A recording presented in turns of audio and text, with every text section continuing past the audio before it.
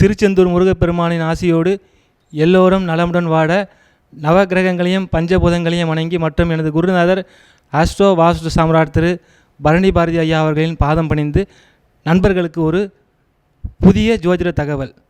அதாவது என்னென்னு பார்த்தீங்கன்னா, நம்மளுடைய வாழ்க்கை முறையில் நம்ம ஜாதகம் ஜோதிடம் அப்பாற்பட்டு நிறைய மிராக்கலாக சில விஷயங்கள்லாம் நடக்கக்கூடும். அது என்னென்னு பார்த்தீங்கன்னா, பொதுவாக இப்போ நம்ம இது வசிக்கக்கூடிய வீட்டில் நம்ம என்ன தான் வாஸ்து ரீதியாக நல்ல ஒரு வாஸ்து பார்த்து வீடு கட்டியிருந்தாலுமே அந்த வீட்டில் நம்ம சில பொருட்கள் நம்மளுக்கு நெகட்டிவ் எனர்ஜியை தரக்கூடிய பொருட்களை நம்ம வைத்திருப்போம். அப்படி நம்மளுக்கு நெகட்டிவ் எனர்ஜி தரக்கூடிய பொருட்களை நம்ம வீட்டில் வைத்திருந்தோம்னா நம்மளுக்கு அதுக்கு ஒரு நிம்மதியான ஒரு வாழ்க்கை முறையை கொடுக்காது. ஒரு திருமண வாழ்க்கையாக இருக்கட்டும், ஒரு தம்பதிகளாக இருக்கட்டும், ஒரு குழந்தைகளிடையே நம்மளுக்கு வாழ்க்கையில் ஒரு பல்வேறுபட்ட ஒரு நெகட்டிவ் எனர்ஜியை கொடுக்கக்கூடியதாக இருக்கும்.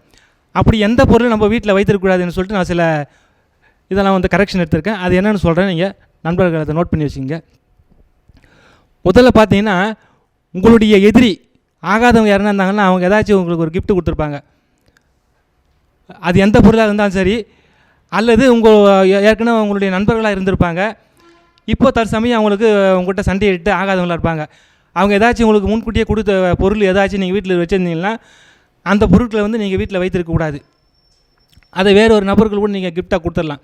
அதை வச்சுருந்தாலும் உங்களுக்கு அது ஒரு நெகட்டிவ் எனர்ஜியை, நெகட்டிவான ஒரு தன்மையை கொடுத்துக்கிட்டே தான் இருக்கும். அடுத்தபடியாக பார்த்தீங்கன்னா, வீட்டில் இந்த கத்திரிக்கோல்னு சொல்லக்கூடிய கத்திரிக்கோலை வந்து ஓப்பனாக வச்சுருப்பாங்க சில பேர்லாம் பிரித்து.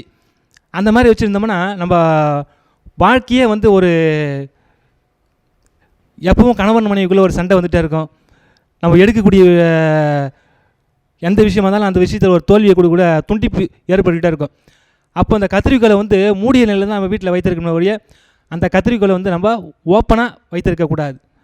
அடுத்ததாக என்ன பார்த்தீங்கன்னா, உங்களுடைய ஃபோட்டோ, அது திருமண ஃபோட்டோவாக இருந்தாலும் சரி, நீங்கள் வேறு எங்கன்னா போய் எடுத்து வைத்திருக்க ஃபோட்டோவாக இருந்தாலும் சரி, அந்த ஃபோட்டோவை வந்து கண்ணாடி போட்ட பிரேமாக இருந்தால் அந்த கண்ணாடி உடைந்தோ, அல்லது நீங்கள் வேறு எந்த மாதிரியான ஃபோட்டோ இருந்தாலும் அந்த ஃபோட்டோ ஒரு பழைய ஃபோட்டோவோ ஒரு தூசு படிந்தோ, இந்த மாதிரி ஒரு கோணங்கள் அந்த ஃபோட்டோ இருந்ததுன்னா அதுவும் உங்களுக்கு ஒரு நெகட்டிவ் தாட் எனர்ஜியை வந்து உங்களுக்கு கட்டாயம் கொடுத்துக்கிட்டே இருக்கும்.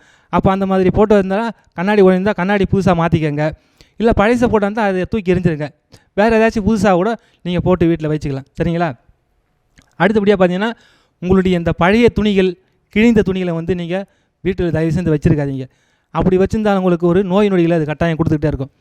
இதையும் நீங்கள் வீட்டில் வைத்திருக்காத அப்புறப்படுத்துறது உங்களுக்கு ஒரு சிறப்பான பலனை கொடுக்கும். அடுத்தபடி என்னென்னு பார்த்தீங்கன்னா, இந்த இறந்த மிருகங்களுடைய உருவங்கள்லாம் வந்து மான் கொம்பு, இந்த சிங்கம், இந்த யானையுடைய இது கொம்பு வைக்கிற அந்த தந்தை அதெல்லாம் வைக்கிறேன்னு சொல்லிட்டு வீட்டில் வச்சுருப்பாங்க. இந்த இறந்த மிருகங்களுடைய அந்த உபகரணங்களை வந்து வீட்டில் வைத்திருக்கிறது நம்மளுக்கு ஒரு நெகட்டிவ் தாட் எனர்ஜியை நமக்கு நிச்சயம் அது கொடுக்கக்கூடியதாக இருக்கும். இப்படிப்பட்ட பொருட்களையும் நம்ம வீட்டில் வைக்காமல் இருந்தாலே ஒரு சிறப்பான ஒரு பாசிட்டிவான எனர்ஜி நம்ம கட்டாயம் கொடுக்கும். அடுத்தபடியாக பார்த்திங்கன்னா, வீட்டில் இந்த காய்ந்த பூக்கள், நம்ம சாமிக்கு படத்துங்களுக்கு போடுற பூக்களாலும் சரி, பூக்களாக இருந்தாலும் சரி, இந்த வாசப்படியில் வைக்கக்கூடிய பூக்களாக இருந்தாலும் சரி, காகித பூக்கள், பிளாஸ்டிக்கல் பூக்கள், இதெல்லாம் வந்து வீட்டில் கண்டி வைத்தோம்னா நம்ம வீட்டில் இந்த சுப நிகழ்ச்சிகள்லாம் நடக்கிறது தள்ளிக்கிட்டே போகும். ஒரு நெகட்டிவ் எனர்ஜி நம்மளுக்கு இருந்துகிட்டே இருக்கும். நம்ம மனசு வந்து எப்போவுமே ஒரு டிப்ரெஷனான நிலைமையில் இருந்துகிட்டே இருக்கும். அப்போ இந்த காய்ந்த நிலையில் இருக்கக்கூடிய நீங்கள் பூஜை நம்மளை படத்துக்கு போடக்கூடிய பூக்களாக இருந்தாலும் சரி, ஒன்று விட்டு ஒரு நாளாச்சு மாற்றிடுங்க. அதை ஒரு வாரம் விட்டு வைக்கிறதோ, ரொம்ப வாடிய நிலையில் காய்ந்த நிலையில் அதை வைத்திருக்கக்கூடாது. அப்படி வைத்திருந்தாலும் அதுவும் நம்மளுக்கு வந்து ஒரு நெகட்டிவ் தாட் எனர்ஜியை கட்டாயம் கொடுத்துக்கிட்டே இருக்கும். அந்த பூக்களையும் நம்ம அடிக்கடி மாற்றிக்கொள்வது சிறப்பான ஒரு பலனை கொடுக்கும். அடுத்தபடியாக பார்த்திங்கன்னா, உடைந்த கண்ணாடியை நம்ம வீட்டில் வைத்திருக்கக்கூடாது. அப்படி உடைந்த கண்ணாடி வைத்திருந்தாலோ, அல்லது நல்லா இருக்கக்கூடிய கண்ணாடியில் தூசு படிந்து அந்த அழுக்காக அந்த கண்ணாடியை நம்ம முகர்ந்து பார்த்து கொண்டு வந்தாலோ அதுவும் நம்மளுக்கு ஒரு நெகட்டிவ் தாட் எனர்ஜியை கட்டாயம் கொடுத்துக்கிட்டே இருக்கும். அப்படிப்பட்ட கண்ணாடி இருந்தாலும் தூக்கி தூரம் எரிஞ்சிட்டு நீங்கள் புது கண்ணாடியை வைத்துக்குங்க. இல்லை தூசி படிஞ்சாலும் அதை தினமும் சுத்தப்படுத்தி தொடச்சி வச்சுக்கோங்க. சரிங்களா? அடுத்தபடியாக டிவி, ஓடாமல் டிவி வச்சுருப்பீங்க, அதுவும் வீட்டில் வைத்திருக்கக்கூடாது. அப்படி ஓடுற டிவியாக இருந்தாலும் சரி, அதை டிவி நீங்கள் பார்க்கும்போது ஆன் பண்ணி பார்த்துக்கலாம். அப்படி நீங்கள் பார்க்காத பொழுது அந்த டிவியை ஆஃப் பண்ணி வச்சுருக்கும்போது அந்த டிவியில் உங்களுடைய உருவம் தெரிகிற மாதிரிலாம் வைத்திருக்கக்கூடாது. நீங்கள் டிவி பார்க்காத பொழுது அந்த டிவியை ஒரு டவுல் போட்டு மூடி வைத்துக் கொள்வது ஒரு பாசிட்டிவ் எனர்ஜி கொடுக்கும். சரிங்களா? அடுத்தபடியாக முள் செடி, இந்த வாஸ்து செடின்னு சொல்கிறாங்க, வாஸ்து செடி, முள் செடி, இந்த கள்ளி செடி அப்படின்ற செடியெல்லாம் ஒரு முள் சம்மந்தப்பட்ட செடிகள்லாம் வந்து வீட்டில் வளர்த்தோம்னா அதுவும் நம்மளுக்கு ஒரு நெகட்டிவ் தாட் எனர்ஜியை கட்டாயம் குடிக்கும். அப்படிப்பட்ட செடிகளை நம்ம வீட்டில் வளர்க்காமல் தவிர்த்து கொள்வது நல்லது.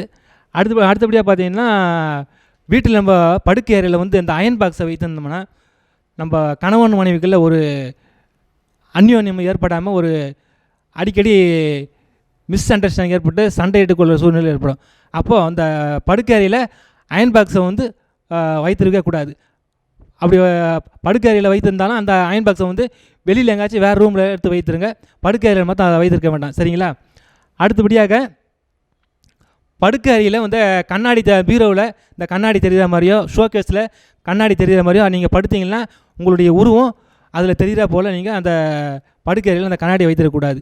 அப்படி இருந்தாலும் அது உங்களுக்கு வந்து சில நெகட்டிவ் எனர்ஜியை கொடுத்து உங்களுடைய உடல் நோய் வாய்ப்பைக்கூடிய தன்மையை கட்டாயம் கொடுத்துக்கிட்டே இருக்கும்.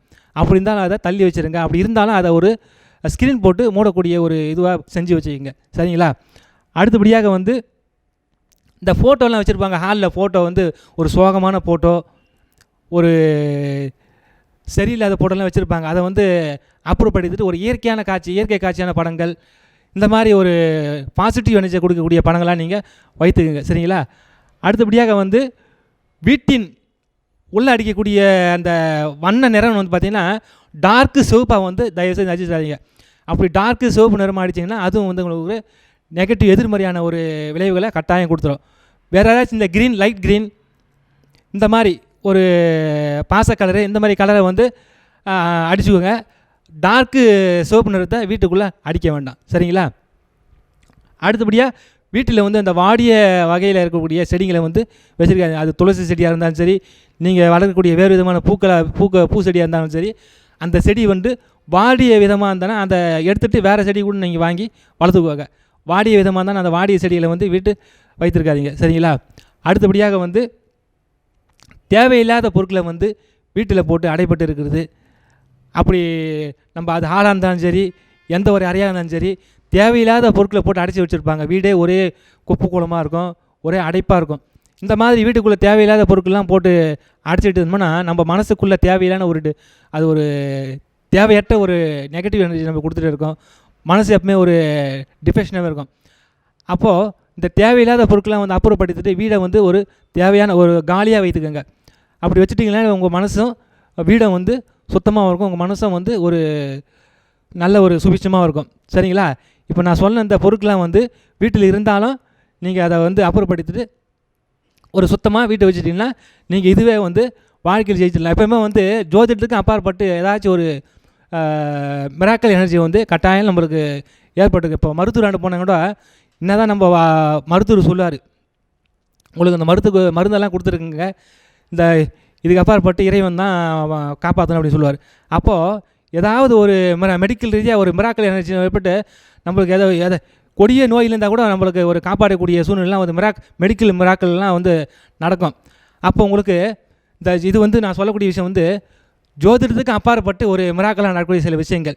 இந்த பொருட்கள்லாம் வந்து ஆகாத பொருட்கள்லாம் நம்ம வீட்டில் வைத்திருந்தோம்னா நம்ம மனசுக்காக இருக்கட்டும், நம்ம வாழ்க்கைக்காக இருக்கட்டும், அது தேவையில்லாத ஒரு நெகட்டிவ் எனர்ஜி கொடுத்துட்டே இருக்கும்.